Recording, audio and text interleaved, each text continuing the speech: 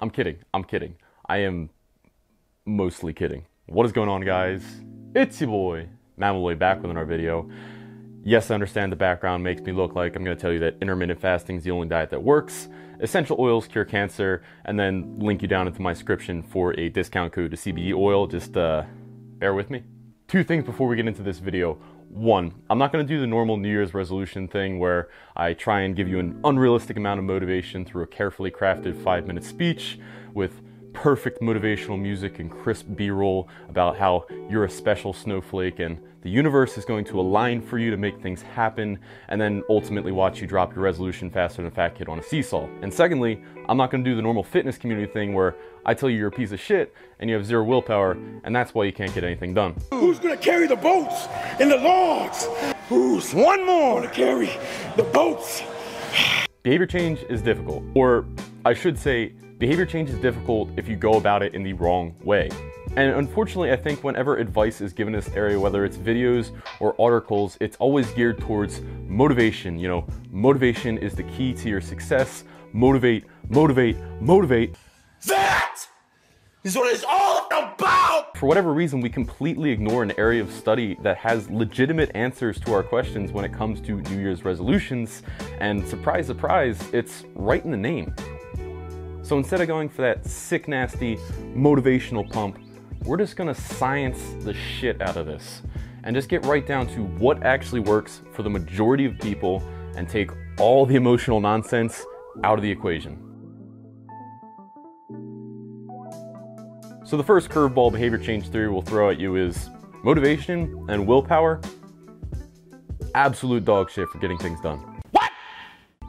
I should specify that it is good for short-term periods. So willpower, motivation, really good for getting through a rough patch with a behavior change, and it's also really good for kickstarting a behavior change in the first place. But we know for a fact that if you're going through motivation alone or just willing yourself through a behavior change, over the long term, you are going to fail. At least the vast majority of people are going to fail. It simply cannot be your primary mode of operation. And I know the counter argument to this is, well, that just means that person is soft. They don't have a strong enough will to get what they want done.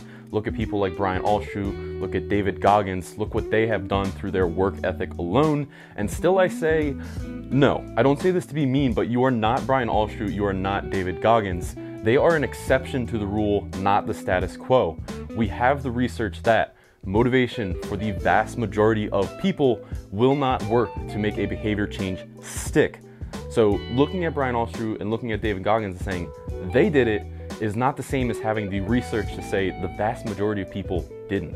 And the way I like to make this make sense is if you walked into a casino and they gave you 1 to 100 odds to win a certain game, you'd turn around and walk your ass right back out the door. So why would you do anything differently when presented with the same odds for a resolution, for a behavior change that is supposed to be making your life better? You want the best odds possible that you're about to succeed. So while there is certainly a lot to be taken away from people like Brian Alshu with that exceptional work ethic, we need an additional step to make sure we succeed. And that additional step is just this: make your behavior change simple to complete. I mean, super simple to complete.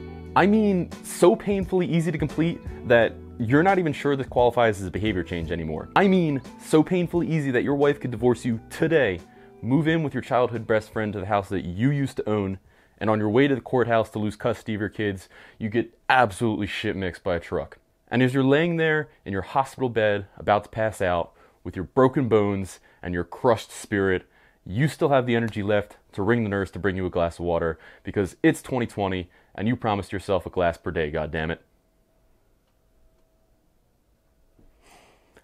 Okay, so maybe it doesn't have to be that drastic. I know this goes against the new year, new me mindset.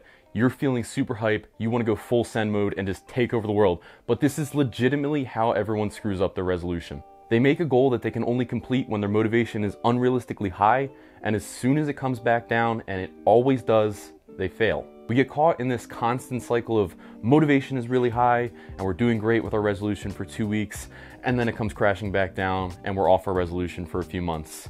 And then the motivation comes back, and we're doing really well for 2 weeks, and then it comes back down and we're off a resolution for a few months. Stop. Break the cycle, Morty. Rise above. Focus on science.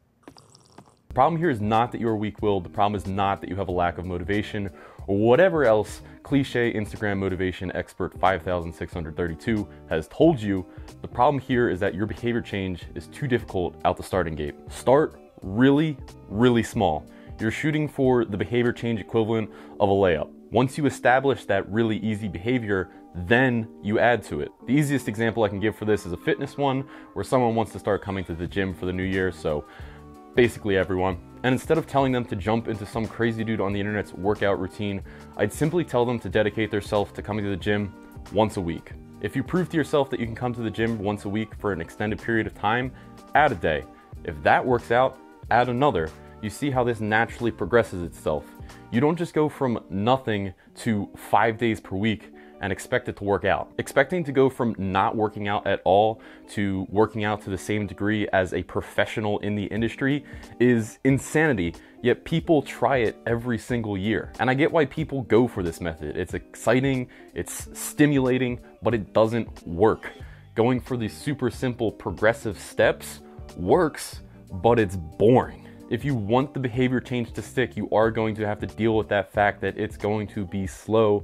And yes, it's not the badass overnight method, but you are actually going to get your behavior change to work, and the other person is going to fail for the rest of the year. So which option do you actually like in the end? And I want to be clear, because I'm saying make your goal simple, that you can still have those really big goals. You can have goals that no one else has had and are technically impossible right now. The progression system here is limitless. The big thing to keep in mind is how you go about your progression and how you start your progression. So just recapping, keep your progression system to your intended behavior change super simple. You want really easy wins that build up and compound on each other to make a larger overall behavior change. All right, behavior change theory tip number 2, and this one can go further than supplementing just your behavior change and instill good habits for you across the board. And this is quite simply going to be choosing an environment that is synergistic with your intended behavior change. And this can happen in 2 levels. So first is changing your physical environment. So think all of the inanimate objects around you. And then second would be changing your cultural environment. So that's thinking changing the people that are actually around you at any given moment. We'll start with the first one because dealing with inanimate objects is infinitely easier than dealing with humans ever will be. Now, your goal with manipulating your physical environment is essentially to get rid of any triggers that will cause you to fail your behavior change, and increasing the amount of triggers that are in your physical environment that will cause you to go through with your behavior change. And surprise, surprise, I'm gonna give you another fitness example. So a really easy way to manipulate your environment that I'll tell any client that wants to lose weight is get rid of any foods that you know you will eat on site. So this means if ice cream is your weakness, and who doesn't have that weakness, you're just not gonna keep it stocked in your house. You're going to make it physically difficult for you to eat ice cream. And you'd apply the same idea to any other snack foods you could think of. You just don't keep them stocked in your house. So while yes, you could still go drive to a store to get them, you're making it physically harder for that trigger to exist in your life. You're manipulating the physical environment around you so that it's more likely that you succeed. And we take this idea in the opposite direction. We want to increase triggers that will improve our likelihood of going through with our behavior change. We keep the house stocked with really good, really healthy food. If the house is always stocked with really good, really healthy food, you're going to have a much harder time convincing yourself that going to get unhealthy takeout is a good idea. Can it still happen? Yes, but this is the whole point of manipulating your environment. You're just increasing your likelihood of success.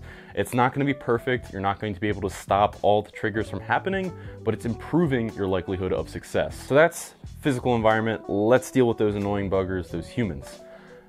Obviously, if you surround yourself with people that are doing what you want to be doing, if you surround yourself with successful people, I shouldn't have to explain to you why this will most likely make you successful with your intended behavior change as well. And I'll give you an example. My strength potential simply by going to the Lion's Den is higher than my strength potential if I was working out at a commercial gym, because I'm not the strongest guy at the Lion's Den.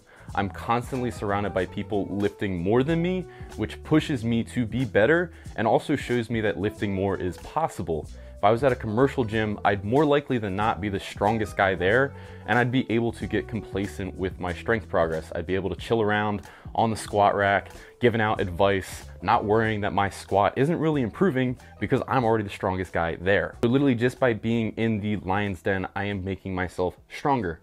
You think of being in a supportive environment, and again, I'll go to the lion's den. I have Joe as my boss. It's a small business. He actually knows who I am as a person. He supports my goals and asks me how he can help me achieve my goals. If I worked in a commercial gym, I would just be employee number 17. Why haven't you gotten us more clients this month? What the hell are you doing? So I don't think I should have to explain to you guys why changing the people you are hanging around can be so crucial to your success as a human overall. The more difficult part to this is changing this environment. This can be an emotionally draining and emotionally taxing task to achieve. I know some of you probably have family members that you don't particularly care for, but they're in your life and they are sucking life out of you. You probably have friends that you've been friends with for years now, and they may also be draining life out of you, and you feel bad about either leaving them behind or knowing that they are actually holding you back from certain goals, or maybe they are outwardly holding you back from certain goals, saying you can't do something or you can't go through with this, you don't have, the guts to do this, and you know that, but you still have difficulty with letting them go. And this is a crossroads that all of you will have to decide on what is worth it for you. What advice I will lend you is that initial pull of changing the cultural environment you're in, of changing the people you are around, usually sucks. It's usually very difficult. People are very frustrated with you. A whole bunch of emotions are going around. Usually sucks. But the more and more distance you put between taking people that are holding you back out of your life, that are actively bad for your goals, the better things become. The more free you feel, the more likely you are to take on behavior change tasks and goals to get you where you want to be, and the less likely to deal with, negative emotions involving other people's emotions you are going to have to deal with. Many things that are worth doing for your success in the long term are not comfortable to do. So really take the time to sit down and think about the people you are surrounding yourself with, who is leading you, who is supporting you, who are your good friends, and are they the best decision for you? Take a bunch of time to think about it, and then make your decisions from there on how you need to adjust the cultural environment that you are in. I have so much to be thankful for and grateful for being in the lion's den, that I really think this is a crucial step that everyone should take in their life, because I know what emotional state I'd be in if I were in any other gym or job situation. All right, guys, moving on to tip number 3 here, and oh, Jesus. Hey, man, I don't think we actually have to do this one. Listen, either you break their spirits now, or reality does later. Do the right thing. Read the script, little boy. Fuck.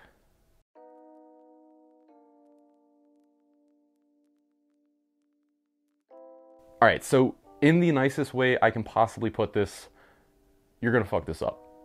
And that's fine, that's chill. I'm gonna reel this back into a positive, I promise. So basically, for any number of reasons, could be work stress, could be your family taking precedence over a intended behavior change, it could be you get into a particularly tempting situation, or just one day you aren't feeling it, you are almost guaranteed to drop off of your behavior change. And this isn't just my own pessimistic opinion, this is again another thing coming from behavior change theory, where we have the probability that most likely you are going to at some point fail on your behavior change resolution. This doesn't mean you fail overall, but at some point you're going to drop it. You're not going to have a 100% success rate. But what I'm trying to get at is the failing part is not the important part here. The important part is that you pick back up after you do eventually fail. There is a topic in behavior change theory which is wired into a lot of our personalities, and that is an all or nothing mentality. And this can manifest in a few ways, but basically, if you fail a singular part of your behavior change, or say you just drop off the ball for one day, with the all or nothing mentality, it's right in the phrase, you just drop off completely. And the example I'll give for this is, say someone has the intended behavior change of going to the gym Monday, Wednesday, and Friday, and they miss Monday. So because they already missed going to the gym on Monday, they might as well go home and sit on the couch with their failure self for the next 2 training days, because they already failed, and this is the only logical response to a slight misstep. And just listening to me right there from an outsider perspective, you can see how insane that actually sounds out loud, but I'm guaranteeing all of you have done this and just didn't realize it at the time. It is silly that I have to say this, but failing your behavior change for a short period of time, or even failing your behavior change for an extended period of time, does not mean your behavior change is over, pack it up, and go home and watch Netflix, unless your behavior change is watching Netflix. Yeah, obviously you just pick things up where you left off and try again. It's an ever-evolving process, and you shouldn't be expecting yourself to swing with a 100% success rate out of the starting gate. Your goal is not to be perfect right from the start.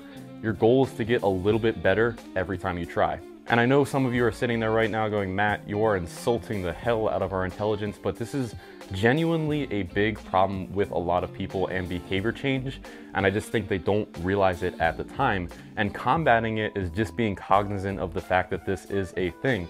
So don't have that all or nothing mentality. When you do almost inevitably end up dropping off, just pick back up and get right back into things. And I think I'll wrap the video up on that note.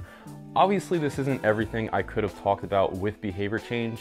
It is a great area of study, and I highly recommend looking into it, but these are kind of the three big hitters that I'd want everyone to understand about behavior change theory overall. And I know this may not be that super charming motivational New Year's resolution video that leaves you feeling warm and fuzzy on the inside, but this is something that I value more, which is being honest with all of you guys. I value the truth, even if the truth stings a little bit to hear. And the harsh truth in this situation is that for the vast majority of the population, putting your head down and just trying to willpower yourself through a behavior change, while it sounds badass, while it sounds cool in theory, simply is not going to work for you. I don't say this to be mean, and I don't say this to insult you. I say this because I want to see you guys succeed with your resolutions. And I'll fight back against that harsh truth with the really nice truth that if you attack your goals in a very level-headed manner, build yourself into a supportive environment, and continue to attack your goals even when you fail them, the end game progression here is, like I said in the beginning, limitless. When attacked intelligently, behavior change becomes much more manageable to deal with. You'll find yourself slowly chugging along. You won't need to summon unrealistic amounts of motivation every single time you wake up in the morning, and you'll find yourself making progress, whereas other people are hitting things hard for 2 weeks and then dropping off for the rest of the year. I truly hope that all of your resolutions do go well for you guys, and that this video did help a few of you. I hope you all have a great 2020. Go out and lay the smack down on those resolutions. Thanks so much for checking out the channel, guys. Thanks so much for watching the video all the way through. I hope to see you guys all in future videos. Catch y'all later.